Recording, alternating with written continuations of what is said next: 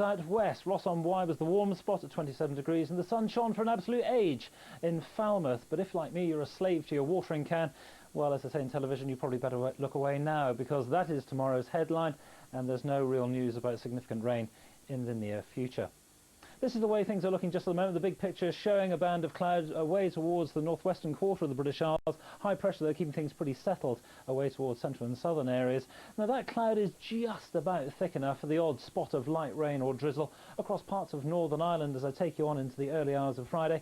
And it may just thicken up enough across the western Isles of Scotland as well. But elsewhere, with the skies staying just that wee bit clearer, well, perhaps a rather cool night across the north of England. You might even dip into single figures there. 14 or 15 should just about cover it away towards the south. So as we start off Friday, the very best of the sunshine will be across the eastern side of Scotland. As I say, there is just the risk that the big cloud will be sufficiently thick across the west for the odd spot of light rain or drizzle, but it really won't amount to much, certainly across that area. Coming a little bit further south, there will be more sunshine than was the case on Thursday across central and eastern areas from the word go. And something you will notice as well is that we'll have lost that nagging and desiccating wind, which gusted to around about 40 miles an hour out on the coast. And as I bring you further to the south and west, with the best of the sunshine perhaps in the southwest across the Southern Hams and across the south coast of Cornwall. Further north, more cloud, and certainly that's the way of it across the western side of Wales.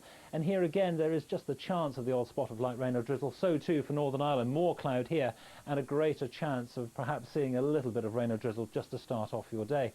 As I take you through the day on Friday, so we'll just thicken up that cloud even more and perhaps something a little bit more organised getting into Northern Ireland. But it's these western areas that always see the thickest of the cloud and the chance of the odd spot of rain. But as you come into central and eastern areas, well, more in the way of sunshine there, not wall to wall, but I think the day generally feeling just that little bit warmer, simply because you've lost that nagging northerly wind.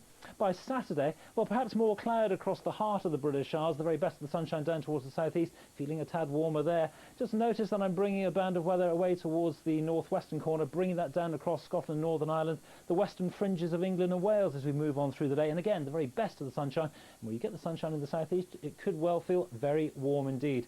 Of course, more detail for you on our marvellous website at bbc.co.uk/weather. But from me, a very good night.